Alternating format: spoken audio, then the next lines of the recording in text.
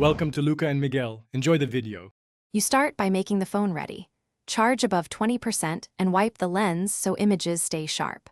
Once done, unlock and open the camera app from the home screen or use the lock screen shortcut to save time. You should immediately pick photo mode and choose 1x or 2x depending on framing. Enable Pro mode only if you want manual control.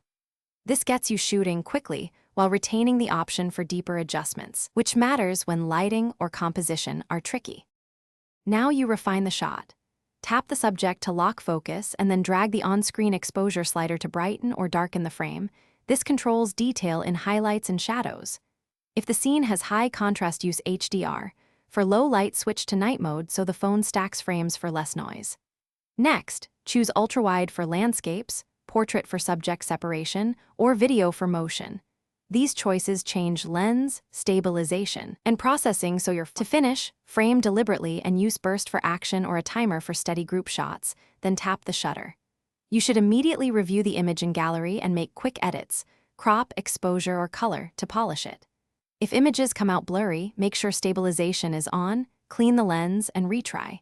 If problems persist, force close or reset the camera app and reboot the phone. This sequence helps you capture usable photos and quickly recover when issues occur. Thanks for watching and please subscribe. It's the best investment you'll ever make.